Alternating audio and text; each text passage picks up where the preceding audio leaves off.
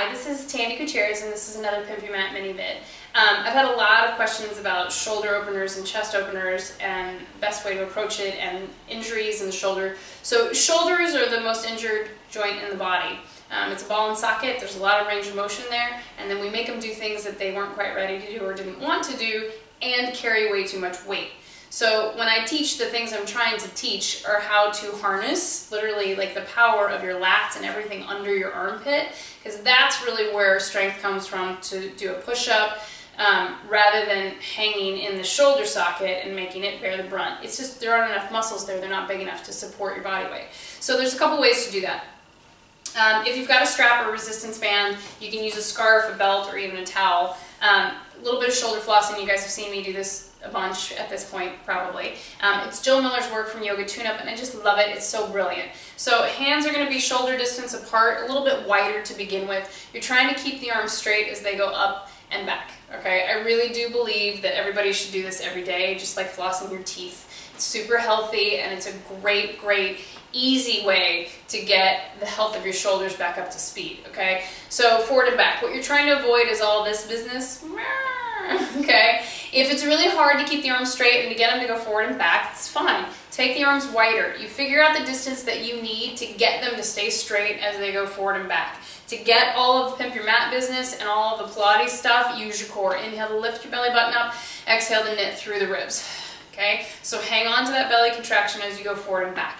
If your shoulders are pretty flexible and pretty safe and strong, you start to narrow in on that hand grip. Okay, and you bring them closer to each other, and depending on the day of the week or what you've been doing, that can be different. Okay, let's do 2 and 1. Then you're going to take them behind you, okay, and you're going to go straight behind best you can, and you're going to gently pull open on that strap or band or whatever you got while you try to get your shoulders down. So notice how much my arms had to open up to get my shoulders to go away from my ears. Squeeze down in your armpit, squeeze your shoulder blades together. This is a very different feeling, and you're going to hold here for 5, 4, 3, 2, and 1. Bring them forward and let them rest, okay? So again, you're trying to get things to open. It's not going to look like mine. It needs to look like yours, and you're working towards these places. Then take your hands, again, up and back, but you're going to 45 degrees. So it's not straight back. It's not straight up towards the ceiling. Basically, find the ickiest part of the stretch, okay? That's the technical term. And while you're there, you're going to pull down in the shoulders, squeeze the shoulder blades together, squeeze down in your armpit.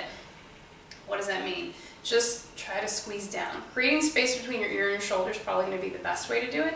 Then you're gently pulling open with consistent pressure on the strap for 5, 4, 3, 2, 1. Bring them forward and let them rest, okay? And just roll them out. So this little series is a little bit longer than I normally do. The other thing that you want to look at is rotation. So any exercise that we do, and I'm really talking to the subscribers of my site, pimpyourmat.com, because I get a lot of these questions. This is a reference point for you guys. Reverse plank, okay? So my fingers go all the way back because my shoulders have that much rotation and my chest is capable of opening that far.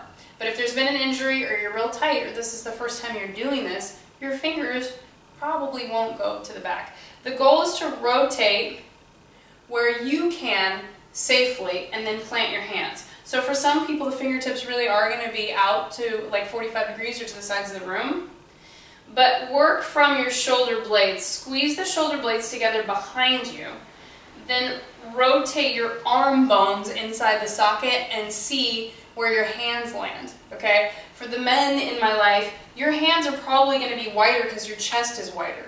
But if you can, without there being any pain, walk them together so that they would be shoulder distance apart behind you, okay? So once you've figured out where can I rotate to, okay, then squeeze the shoulder blades, slide the shoulders away from the ears, then plant your hands on the floor, then take them for a walk, okay? And wherever you feel like it's comfortable and safe, stay there.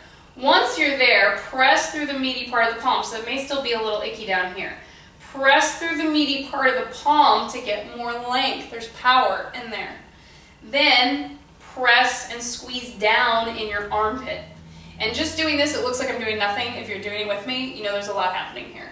You're gonna stay here for 5, 4, 3, 2, 1. Then you can do little arm bends, little push-ups that you're gonna bend and sort of relax everything. Lift through the belly, power from your armpit. So feel like the squeeze in your armpit, almost like you're squeezing a tube of toothpaste, sends your spine and your head up and your chest open, okay? Then you're gonna bend and sort of let everything slump, all right? Lift through the belly, press through the meaty part of the palm, drive through the meaty part of the palm, but squeeze down in your armpit. And then do it again. Bend, let it relax, let it collapse. Then press through the meaty part of the palm, lift through the belly, squeeze down in the armpit. So rather than feeling like you're shoving your shoulders down from the top, you want to feel like they're being drawn down from the bottom. 3, 2, 1, and release. And this is the kind of thing that you could do right before a workout as a warm-up if you've got issues in the shoulder and the chest. It's also something you could do, maybe try it every day for a week and see what happens and see how that changes and opens it up. So thanks for doing the PYM mini vid with me today for your chest and shoulder openers. If you want longer workouts with me, pimpyourmat.com, brand new 30-minute workouts every 3 days. Thanks.